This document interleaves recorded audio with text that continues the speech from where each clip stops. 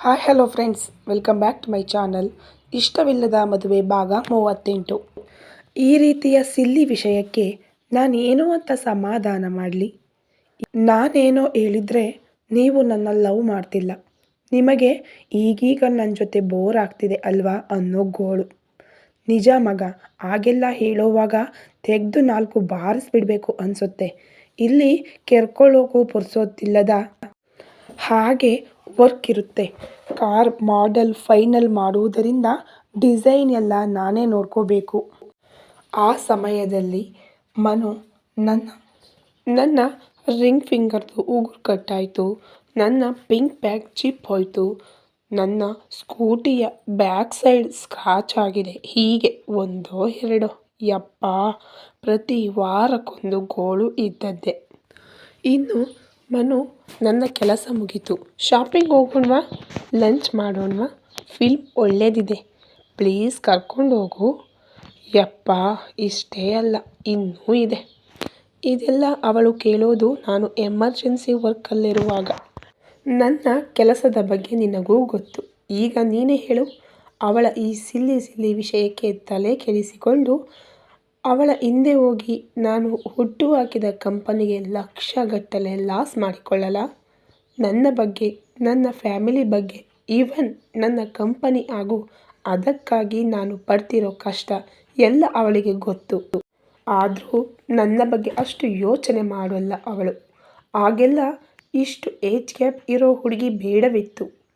ಇನ್ನು ಶ್ರೀಮಂತ ಮನೆ ಹುಡುಗಿ ಬೇಡವೇ ಬೇಡ ಅಂದ್ಕೊಂಡು ಎಷ್ಟೋ ಬಾರಿ ಅವಳಲ್ಲಿ ನಾವಿಬ್ಬರು ಪರ್ಫೆಕ್ಟ್ ಕಪಲ್ ಅಲ್ಲ, ಬ್ರೇಕಪ್ ಮಾಡ್ಕೊಳ್ಳೋಣ ಅಂದಿದ್ದೆ. ಅವಳು ಕೆಲವೊಮ್ಮೆ ನನ್ನ ಸೈಲೆನ್ಸ್, ಇನ್ನು ಕೆಲವೊಮ್ಮೆ ನನ್ನ ಟಾರ್ಚರ್ ತಡ್ಕೊಳ್ಳೋಕೆ ಆಗಲೇ ಒಪ್ಪಿದ್ದು. ಬಟ್ ಹಳದ ಫೀಲಿಂಗ್ಸ್ ಅವಳೇ ಬೇಕು ಅನ್ನುತ್ತೆ. ಅದಕ್ಕೆ ಹೇಳ್ತಿರೋದು, 2 imperfect couple make best relationship ಅಂತ. ಸೊ ಇಷ್ಟೆಲ್ಲ ಕತೆ ಹೇಳಿದ್ದು ಯಾಕಂದರೆ, ಅಂಜಲಿಯ ವಯಸ್ಸನ್ನು ನಿನ್ನ ತಲೆಯಲ್ಲಿಟ್ಟುಕೊಂಡು ಇನ್ನೇನು ಶುರುವಾಗಬೇಕಿರುವ ನಿಮ್ಮಿಬ್ಬರ ಜೀವನವನ್ನು ಹಾಳು ಮಾಡ್ಕೋಬೇಡ ಅಂತ, ಸರಿನಾ ಅಂತ ಹೇಳಿ ಅವನ ಭುಜ ತಟ್ಟಿ ಅಲ್ಲಿಂದ ಎದ್ದರೆ, ಜೀವ ಕೂಡ ಎದ್ದು ಕೈ ಕಾಲನ್ನೆಲ್ಲ ಸ್ಕ್ರ್ಯಾಚ್ ಮಾಡುತ್ತಾ, ಓಪ್ಸ್, 1 ಗಂಟೆ ಥಿಯರಿ ಕ್ಲಾಸಲ್ಲಿ ಕೂತ ಹಾಗಾಯಿತು ಮಗ. ನಿನಗೆ ಕಂಪೇರ್ ಮಾಡಿದರೆ ಅಂಜಲಿನೇ ಬೆಟರ್ ಕಣೋ. ಸ್ವೀಟ್ ಆ್ಯಂಡ್ ಶಾರ್ಟ್ ಆಗಿ 4 ಲೈನಲ್ಲಿ ಬುದ್ಧಿ ಹೇಳ್ತಾಳೆ. ಆದರೆ ನೀನು, ಯಪ್ಪ, ನಿನ್ನ ಮಾತನ್ನು ಕೇಳಿ ತಲೆ ಕೆಟ್ಟೋಯ್ತು. ಬಟ್ ಲಾಸ್ಟ್ ಒನ್, ನಿನ್ನ ಮತ್ತು ಜಾಹ್ನವಿ ಟಾಪಿಕ್ ಸೂಪರ್ ಆಗಿತ್ತು. ಯಾವುದಕ್ಕೂ ನೀನು ಹೇಳಿರೋದೆಲ್ಲ ಇರಲಿ ಎಂದು ರೆಕಾರ್ಡ್ ಮಾಡಿ ನನ್ನ ಜಾನು ಪುಟಾಣಿಗೆ ಕಳಿಸಿದ್ದೀನಿ. ಮೇ ಬಿ ಇನ್ನೊಂದು 5 ನಿಮಿಷದಲ್ಲಿ ನಿನಗವಳ ಕಾಲ್ ಬರಬಹುದು. ಮಗನೇ, ನನ್ನ ಫ್ರೆಂಡಾಗಿಟ್ಕೊಂಡು ಅಂಜಲಿಗೆ ಸಪೋರ್ಟ್ ಮಾಡ್ತೀಯಾ, ಅನುಭವಿಸು ಎಂದು ನಕ್ಕರೆ ಅಲ್ಲೇ ಇದ್ದ ಸೋಫಾ ಪಿಲ್ಲೋವನ್ನು ಅವನ ಮೇಲೆಸೆದ ಮನು. ಹೋಗಿ ನಿಂಗೆ ಇದೆಲ್ಲ ಹೇಳ್ದೆ ನೋಡು, ಕೋಣನ ಮುಂದೆ ಕಿನ್ನರಿ ಬಾರಿಸ್ದಂಗೆ ಆಯಿತು. ಸ್ಟುಪಿಡ್ ಎನ್ನುವಾಗ ಅವನ ಫೋನ್ ರಿಂಗ್ ಆಯಿತು.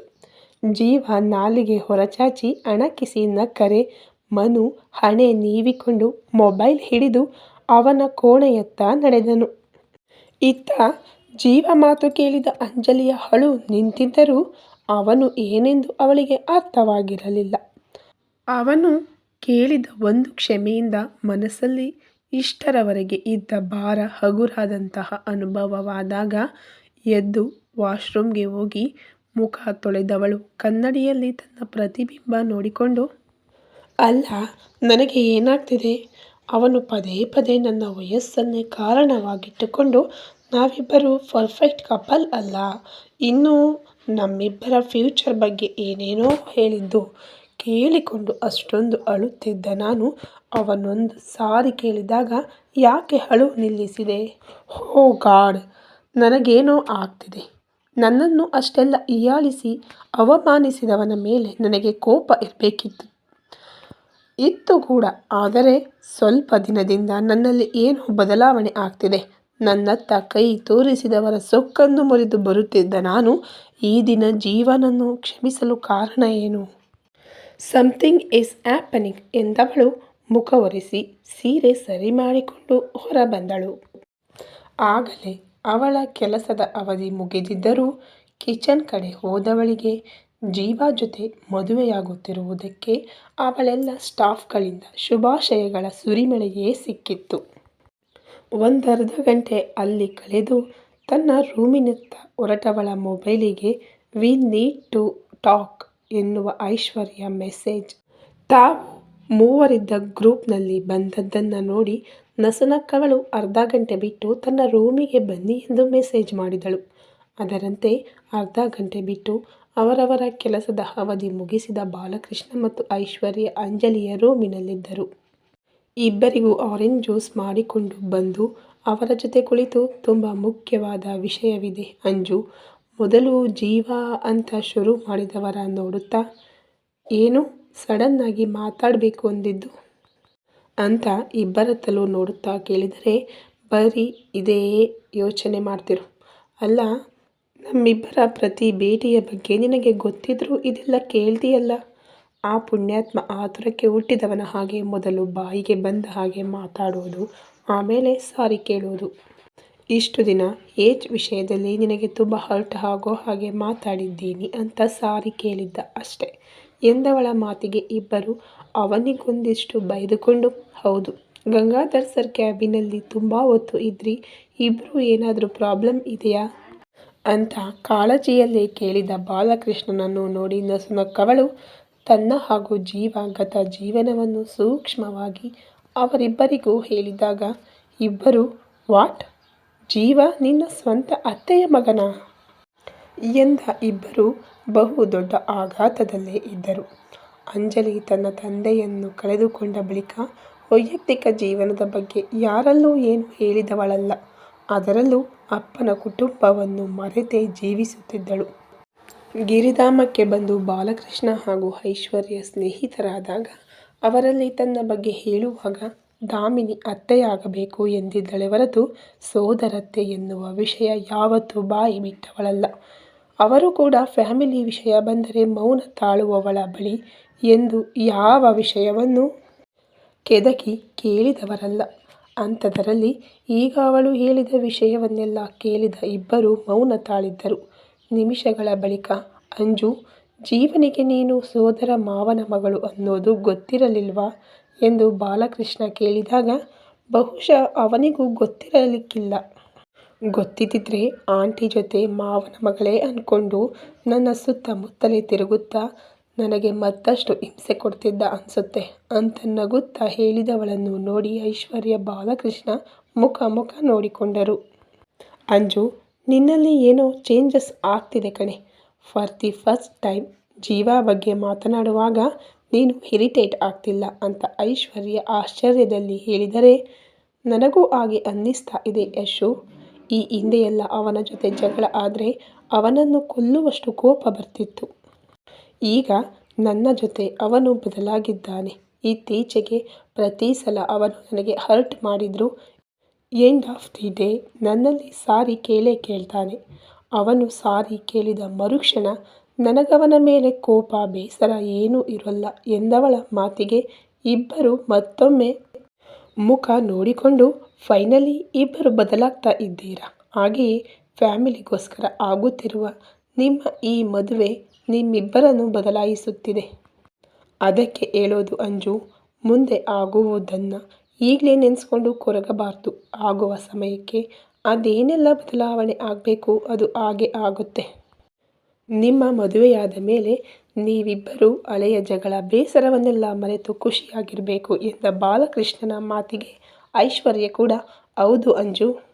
ಬಾಲ ಹೇಳಿದ ಹಾಗೆ ಹಳೆಯದನ್ನೆಲ್ಲ ಮರೆತು ನೀವಿಬ್ಬರು ಸ್ಟಾರ್ಟ್ ನ್ಯೂ ಜರ್ನಿ ಎಂದಳು. ಇಬ್ಬರನ್ನು ಬದಲಿಸಿ ನೋಡಿದ ಅಂಜಲಿ, ನಾಳೆಯೇ ನಾನು ಮದುವೆಯಾಗಿ ಜೀವಾ ಮನೆಗೆ ಶಿಫ್ಟ್ ಆಗ್ತೀನಿ ಅಂದ್ಕೊಂಡು ಇಬ್ಬರು ಅಡ್ವೈಸ್ ಮಾಡ್ತಿದ್ದೀರಾ. ಅದಕ್ಕೆಲ್ಲ ಇನ್ನೂ ಟೈಮ್ ಇದೆ ಅಂತ ಹೇಳಿ ಆ ವಿಷಯ ಬದಲಾಯಿಸಿ ಅವರವರ ಕೆಲಸದ ಬಗ್ಗೆ ಕೇಳುತ್ತಾ ಕುಳಿತಳು.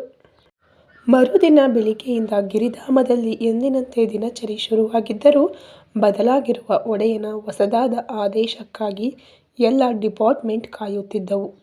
ತಂದೆಗೆ ಮನೆಯಲ್ಲೇ ರೆಸ್ಟ್ ಮಾಡುವಂತೆ ಹೇಳಿ ರೆಸಾರ್ಟ್ ತಲುಪಿದ ಜೀವ ತನ್ನ ಕ್ಯಾಬಿನ್ಗೆ ಹೋದ ಕೂಡಲೇ ತಾಯಿಯ ಫೋಟೋಗೆ ನಮಸ್ಕರಿಸಿ ತನ್ನ ಕುರ್ಚಿಯಲ್ಲಿ ಕುಳಿತನು.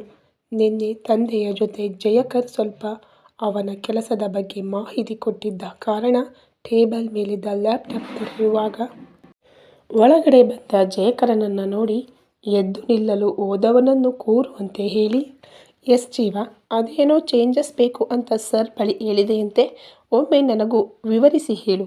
1 ಮಿನಿಟ್ ಅಂತ ಬಾಲಕೃಷ್ಣನಿಗೆ ಕರೆ ಮಾಡಿ ಬರಲು ಹೇಳಿದರು. ಅವನು ಬಂದ ಕೂಡಲೇ ಒಮ್ಮೆ ಎದ್ದು ನಿಂತು ತನ್ನ ದೊಡ್ಡದಾದ ಕ್ಯಾಬಿನನ್ನು ಗಮನಿಸಿ, ಅಂಕಲ್, ನನ್ನ ಬಲಭಾಗದ ಪೂರ್ತಿ ಗೋಡೆಯಲ್ಲಿ ಎಲ್ಲ ಡಿಪಾರ್ಟ್ಮೆಂಟ್ CCTV ಫುಟೇಜ್ ಮಾತ್ರ ರನ್ ಆಗೋ ಹಾಗೆ ಸ್ಕ್ರೀನ್ ಹಾಕಿ. ಹಾಗೆಯೇ ನನ್ನ ಈ ಹೊಸ ಲ್ಯಾಪ್ಟಾಪಿಗೆ ಗಿರಿಧಾಮದ ಸ್ಟಾರ್ಟ್ ಹಾಕಿಸಿ. ಅದರಲ್ಲಿ ಫ್ರಂಟ್ ಡೇನಿಂದ ಹಿಡಿದು ಕ್ಲೀನಿಂಗ್ ಡಿಪಾರ್ಟ್ಮೆಂಟ್ ತನಕದ ಪೂರ್ತಿ ಡೀಟೇಲ್ಸ್ ಫೀಡ್ ಮಾಡಿಕೊಡಿ ಎಂದವನ ಮಾತಿಗೆ ಒಪ್ಪಿದ ಜಯಕರ್ ಬಾಲಕೃಷ್ಣನಲ್ಲಿ ತಕ್ಷಣ ಕೆಲಸ ಶುರು ಮಾಡುವಂತೆ ಹೇಳಿದನು. ಅಂದಿನಿಂದ ಗೆಸ್ಟ್ ಫುಡ್ ಮೆನು ಹಾಗೂ ಗಿರಿಧಾಮದ ಬಗ್ಗೆ ಚಿಕ್ಕದಾದ ಅಪ್ಡೇಟನ್ನು ಜಯಕರ್ ಮೂಲಕ ಪಡೆದ ಜೀವ ಅವರನ್ನು ಕಳುಹಿಸಿ ಒಮ್ಮೆ ಎಲ್ಲ ಡಿಪಾರ್ಟ್ಮೆಂಟ್ ನೋಡಿ ಬರಬೇಕೆಂದು ಹೊರಟವನ ಕಾಲುಗಳು ಮೊದಲು ನಿಂತದ್ದೇ ತನ್ನವಳ ಡಿಪಾರ್ಟ್ಮೆಂಟ್ ಎದುರು. ಸೌರಭ್ ಮತ್ತು ಆಯೇಷಾ ಜೊತೆ ಅಂದಿನ ಮೆನು ಬಗ್ಗೆ ಮಾತನಾಡುತ್ತಾ ಕಿಚನ್ನಲ್ಲಿದ್ದ ಅಂಜಲಿಯನ್ನೇ ದಿಟ್ಟಿಸುತ್ತಿದ್ದವನಿಗೆ ಅಲ್ಲಿನ ಸ್ಟಾಫ್ ಮಾರ್ನಿಂಗ್ ವಿಶ್ ಮಾಡಿದಾಗ ವಾಸ್ತವಕ್ಕೆ ಬಂದು ಅವರಿಗೂ ವಿಶ್ ಮಾಡಿದವನನ್ನು ಈ ಬಾರಿ ಅಂಜಲಿ ಗಮನಿಸಿದಳು. ನಗುಮುಖದಿಂದಲೇ ಅವನ ಬಳಿ ಬಂದು ಗುಡ್ ಮಾರ್ನಿಂಗ್ ಸರ್ ಎಂದವಳಿಗೆ ಅವನು ತುಟಿಯರಳಿಸಿ ವೆರಿ ಗುಡ್ ಮಾರ್ನಿಂಗ್ ಅಂಜಲಿ ಎಂದಾಗ ಆಶ್ಚರ್ಯದಲ್ಲಿ ಕಣ್ಣರಳಿಸಿದಾಗ ಅವಳ ಬಳಿ ತುಸು ಸರಿದ ಜೀವ. ಐ ನೋ ವೈಫಿ, ತುಂಬ ಹ್ಯಾಂಡ್ಸಮ್ ಆಗಿ ಕಾಣ್ತಿದ್ದೀನಾ, ಹಾಗಂತ ಈಗೆಲ್ಲ ನೋಡಬೇಡ್ವೇ, ನಾಚಿಕೆ ಆಗುತ್ತೆ ಎಂದು ತುಟಿ ಅರಳಿಸಿ ಹೇಳಿದವನನ್ನು ನೋಡಿ ತಕ್ಷಣ ನೋಟ ಸರಿಸಿದಳು. ಈ ಕಥೆ ಇನ್ನು ಮುಂದುವರಿಯುತ್ತದೆ. ದಯವಿಟ್ಟು ಇನ್ನೂ ಯಾರೆಲ್ಲ ಸಬ್ಸ್ಕ್ರೈಬ್ ಮಾಡಿಲ್ವೋ ಈಗಲೇ ಹೋಗಿ ಸಬ್ಸ್ಕ್ರೈಬ್ ಮಾಡಿ ವಿಡಿಯೋ ನೋಡಿ. ವಿಡಿಯೋ ನೋಡಿದ ನಿಮ್ಮೆಲ್ಲರಿಗೂ ತುಂಬ ಹೃದಯದ ಧನ್ಯವಾದಗಳು. Thank you so much.